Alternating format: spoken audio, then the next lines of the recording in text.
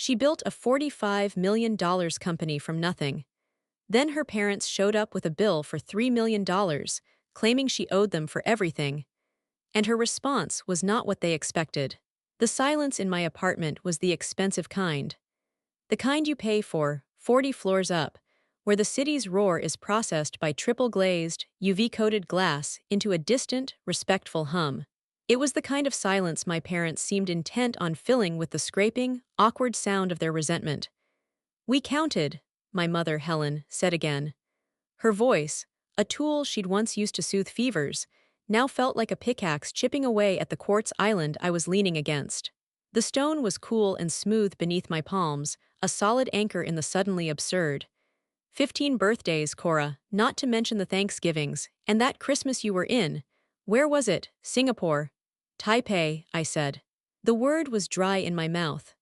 I hadn't finished my coffee. It sat on the counter, a black, bitter mirror in a ceramic mug that had cost $400. It was a server farm integration. The network was collapsing. The network, my father, Arthur, scoffed from his perch on my egg chair. He'd spun it around to face the window, presenting me with nothing but the supple, whale-gray leather of its back. He refused to look at me, preferring the view I'd bought.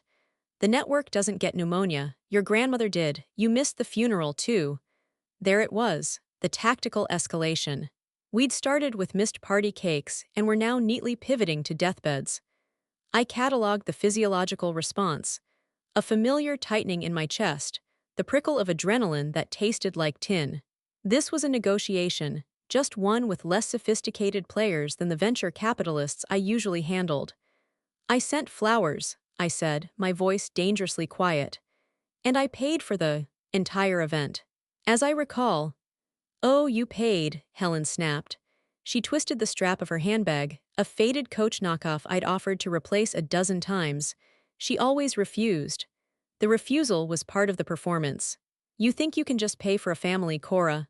Like you pay for this glass box." She gestured around the apartment at the minimalist furniture, the curated art, the sheer, expensive space of it all. It was an accusation. My success wasn't a testament to the 100-hour weeks, the skipped meals, the panic attacks in server room closets, the sheer fucking grit of the last 15 years. It was an insult, a monument to everything I'd taken from them. "We did the math," my father said, his voice muffled by the chair. He was the numbers guy, always was. He's the one who taught me to code in BASIC on our ancient 386. Ironic. 15 years. All the time we supported you, drove you to those competitions, the emotional labor, the worry. My mother pounced on the cue. "We worried ourselves sick every night while you were networking." She spat the word. I felt a bubble of something dark and sharp, not quite laughter, but its bitter cousin, rise in my throat. I'd built a $45 million cybersecurity firm from 3 lines of code and a crippling caffeine addiction. Alone. I'd revolutionized data encryption, and they were invoicing me for worry. "What is the ask, Helen?" I kept my voice level, businesslike. "You didn't come here to reminisce. What is the number?" My father finally swiveled the chair around. His face was pale, his mouth set in a line of self-righteous injury. He was holding a small notebook, a fucking ledger. "We're not greedy," he said, and I had to physically restrain myself from smiling. "We just feel entitled to compensation for the time lost, a consultation fee, if you will, for raising you."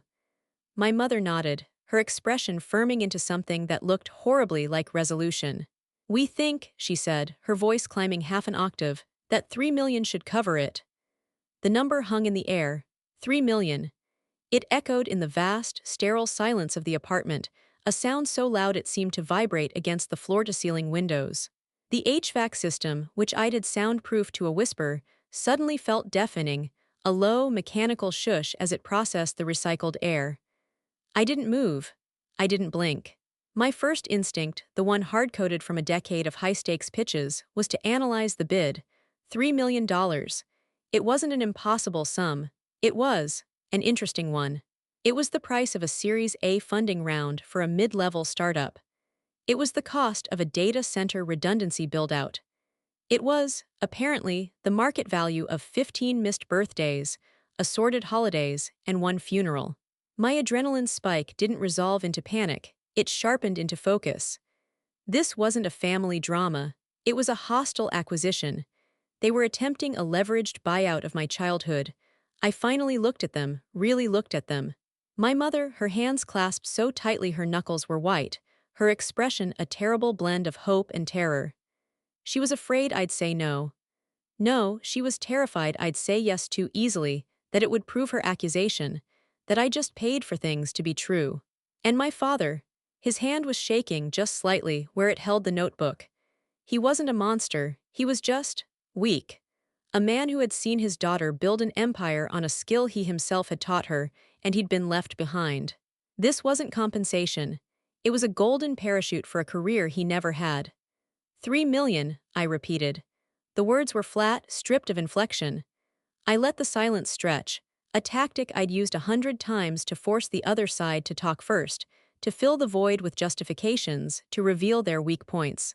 It worked. It's not like that, Cora, Helen stammered, rushing to fill the vacuum I'd created. It's not a demand, it's equity. We were your first investors, the seed capital. Equity, I repeated.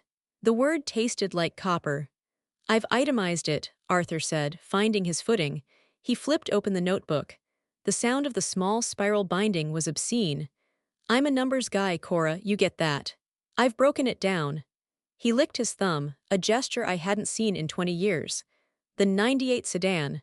We put 142,000 miles on that. I'd say 60% of that was for you. Mathletics debate club, the robotics competitions in 3 different states. That's 85,200 miles. At the standard IRS mileage rate. Well, it's significant. He wasn't done. The first computer. The Apple E. Then the 386. Then the Pentium. We paid for the dial-up, for years, the books, the software. The sleepless nights, Helen cut in, her voice gaining strength. When you were coding until 4 a.m., we were up. We were worried. That's a cost, Cora, the stress, the emotional labor. The mortgage, Arthur said, his voice dropping to a conspiratorial low. We took out a second mortgage in 2008, you remember that. When you needed that first round of seed money. The $5,000 loan. The one I'd used to rent my first server rack instead of using the university's. The one I'd paid back less than 18 months later. And Helen, Arthur continued, she gave up her career, the library. She was on track to be head librarian. She stepped back to manage you. I stared at him. She was laid off, I said, my voice quiet. There were budget cuts. You both told me. Helen's face flushed a dark, angry red. I let them lay me off. I didn't fight for it. I could have. I chose you. We chose to invest everything in you, Cora. And it paid off for you. We won our share. It was breathtaking. The sheer, audacious revisionism. They hadn't just supported me, they had produced me. And now the product was mature and it was time to cash in their stock. I finally moved. The spell was broken. I walked, not toward them, but to the kitchen, to the purring, chrome altar of the espresso machine. The click of the portafilter locking into place, the low thrum of the pump engaging, the hiss of steam. Every sound was a deliberate, calculated beat in the silence.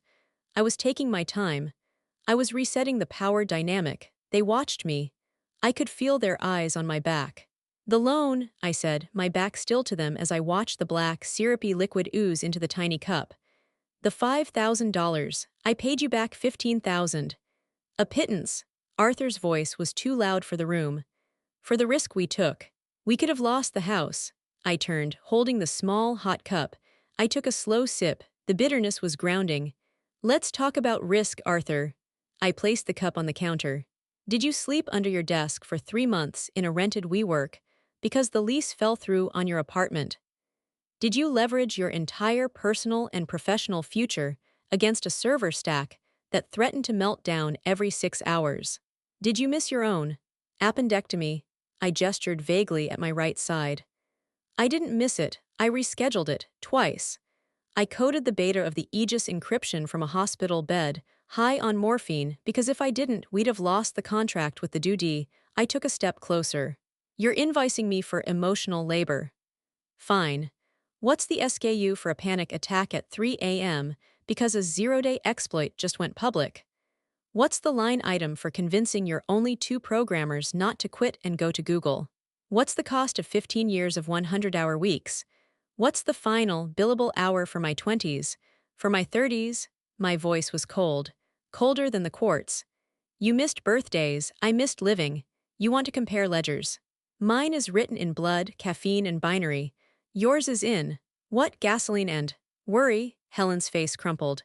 It was the look she'd always used when I'd been, as she put it, a difficult child. The look that had once, long ago, made me feel a twist of guilt. But it wasn't guilt I saw now, it was anger.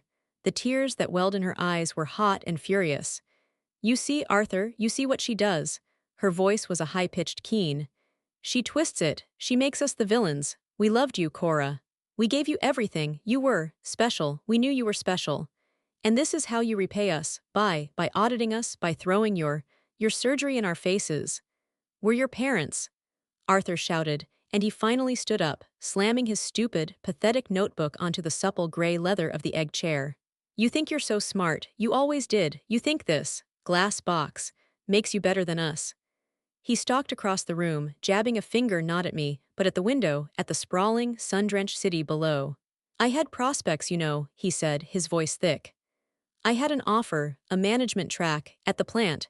I turned it down, too, to be stable for you, so you could have your computers and your competitions. There it was, the root file. The real virus.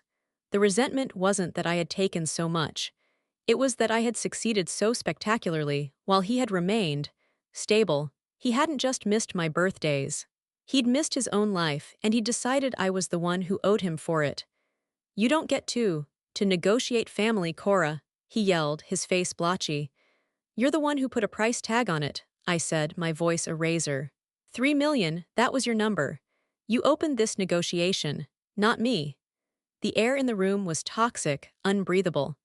Arthur was panting slightly, his self-righteousness warring with the sudden, terrible realization that he'd lost control of the narrative. Helen was just watching me, her tears had dried, her face was hard, expectant. This was the end of the meeting. The point where one side pushes for a decision. I walked to my desk, a single 9-foot slab of polished teak. My tablet sat on its charger, glowing faintly. I tapped the screen and it illuminated my face. Your valuation is flawed, I said, not looking at them. I studied the email I'd been drafting to my Tokyo team. You've calculated your initial investment, but you haven't accounted for depreciation or market forces, or the fact that your support, as you call it, became conditional the moment you walked in here with a ledger. What? What are you talking about? Helen's voice was a whisper. You're right, I said, turning to face them. You were my first investors, but your support wasn't a gift. It was, apparently, a convertible note. And today you've presented the terms for conversion. I tapped the tablet 3 times. A soft ding sounded from Helen's oversized purse. A second later, a different ding chirped from Arthur's pocket. They froze. Arthur fumbled for his phone. His eyes scanned the screen, his jaw going slack. Cora, this is $100,000, I said, each. Helen's hands flew to her mouth. 100,000.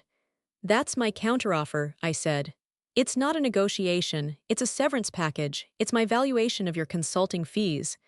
It buys out your equity, all of it. The 386, the mileage on the sedan, the worry. Severance, Helen's voice cracked. Severance. Cora, you can't fire your family.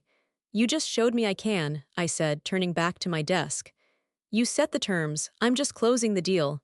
I walked to my front door. The vast, silent slab of walnut and brushed steel. I pulled it open. The air from the pressurized, scent-neutral hallway spilled in, cool and antiseptic. The wire is non-negotiable, I said, standing by the open door. Accepting the transfer constitutes full acceptance of the terms, which are to be clear that this debt is paid in full. We are, as of this moment, financially square. Arthur was pale, his breathing shallow. He looked at the phone in his hand, at the 6-figure number on its screen.